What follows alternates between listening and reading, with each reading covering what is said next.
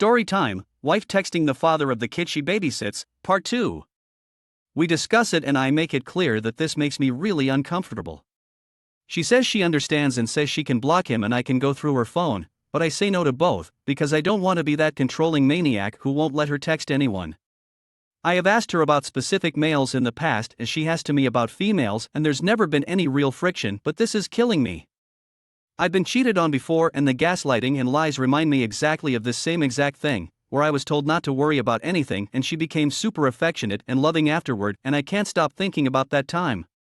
Whenever she says she loves me or how she misses me, it reminds me of how disingenuous it can be and I feel like I don't know what I should believe. I spoke with my wife and told her to cut off all contact. She complied and all is well. We're good for a few weeks and everything is good until she starts acting weird and more distant. I ask what's going on, and after really pressing, she finally admits she doesn't know if she sees a future with us and says I'm like a roommate. This really breaks my heart, but we move on and just act like nothing really happened.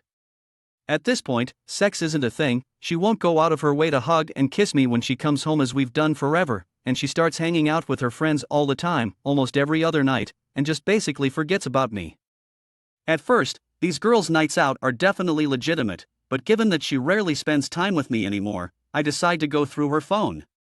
The first thing I look for is the dad's contact information to see if she still has it, and as it turns out she did delete the number but did not delete his address. So I save his address into my phone and decide to just drop it for now.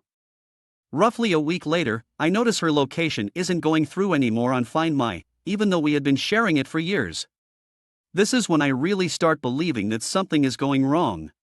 Today, she tells me right after getting home that she's going to her friend's house on the Navy base to print out some papers and promptly leaves. I am extremely suspicious at this point and after about 15 minutes of her leaving, I decide it's time to drive to the dad's address I had saved.